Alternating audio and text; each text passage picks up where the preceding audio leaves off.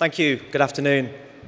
Apologies for the voice. I can assure you it was like this yesterday morning and not a result of the alcohol and the hospitality last night. So, national needs in highways. What is the need? Well, it's recognised, thankfully, certainly over recent months and years, that infrastructure is absolutely vital to the growth of the UK economy. Reinforced recently in the autumn statement and pretty much in every conversation and presentation here at this event. We need modern roads for a modern Britain. I'm proud of the highway sector, but not as proud as I should be and would like to be, because there's still massive improvement to go. If I just think about key performance indicators, we still tolerate far too much risk in the highway sector, expose people to harm and create harm. Some of the service to our customers, diversion routes, some of the communication around roadworks, is embarrassing at times. And the value, there's still too much waste. So yes, we're improving all the time, but there's so much more to go. And collaboration is absolutely key to unlocking the next steps. There's so much good evidence around in terms of success from collaboration. We take the men's 8 GB team in Australia, massive underdogs, a great example of a team absolutely working together, focused. Every single thing they did, every meal they ate, every discussion they had, how can we make the boat go faster? Recognising that even within a small team of 8, there are teams within teams, understanding how to improve each other, putting more focus on improving each other than themselves. The result, gold medal against all the odds. We see it in Grand Prix teams, in sport, collaboration's effective.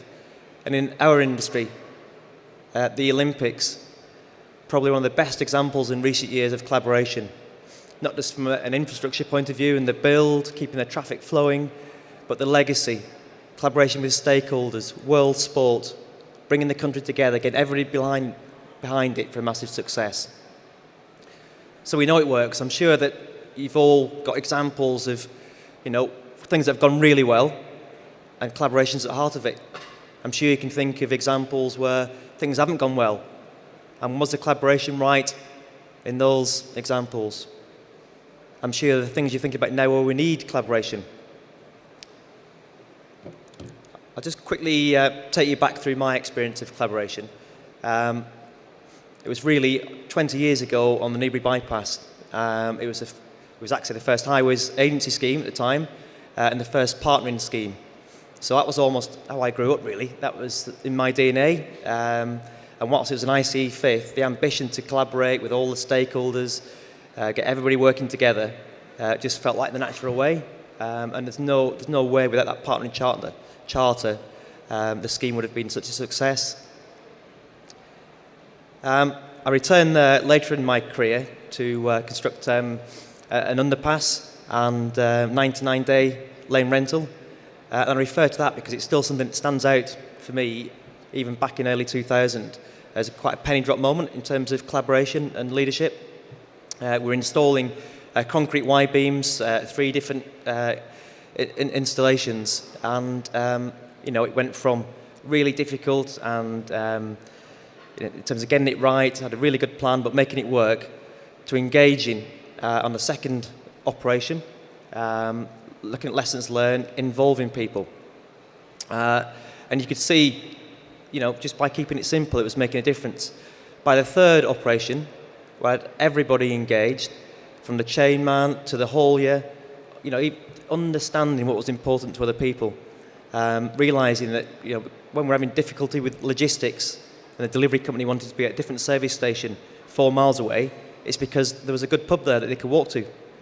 So we put a minibus on, brought them to a different location, all these sort of things made a massive difference. And it's still, one of the proudest moments in my career, actually. The delivery guy had been in the haulage industry. He said, come and get in my cab, and his wife was sat in there knitting. He said, this vehicle's done over 2 million miles, and that was the most slickest operation.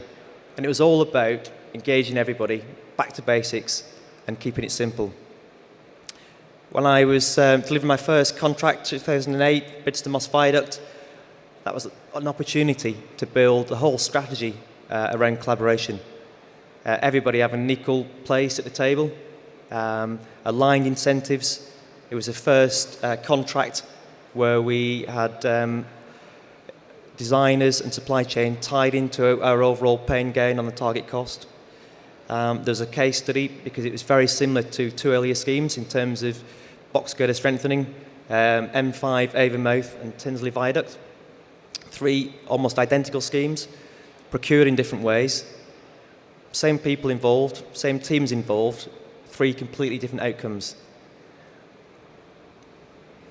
More recently, I've been heavily involved in CDF and the new supply chain strategy for Highways England, and really refreshing to see the ambition, the recognition of the importance of collaboration and behaviours. And we know it works, but why do we find it so difficult? Well, for me, the key ingredient is people and behaviours. So there was a frog at the side of the river, and in the middle of this big river was an island, and it looked fantastic. It was buzzing, all the animals were working together, it looked like Noah's Ark. There's a big sign in the middle, Collaboration Island, the future. Everybody welcome, everybody valued. He was thinking, yep, I'm going to have some of that. Just then, he literally jumped out of his skin. Scorpion tapped him on the shoulder. The scorpion said, don't worry. He said, I know what you're thinking, I'm not going to eat you, because I like the look of that too. He said, the trouble is, I can't get over there. He said, but you can help me. And the frog said, yes, but I know what's going to happen. No chance you're going to trick me into that. He said, well, think about it. He said, there's more than enough food for all of us there. He said, I want to take my family across there. I want to live there. So I need to bring not just me, an entire race of scorpions across, and we need you and your family to grow and develop so you can transport us across that river. So the frog had a good think about this, and they had a discussion, and he said, actually, yeah, I trust you. So they both, excitedly, embarked on the river crossing. The scorpion jumped on the frog's back, and off they went. Halfway across the river, the scorpion stung the frog. What the hell did you do that for? Sorry, mate, just habit. The frog started going dizzy, went under the water. Shortly after, the scorpion did the same, and they both drowned. And unfortunately, there's no happy ending to this story, and that's one of my biggest concerns at the moment.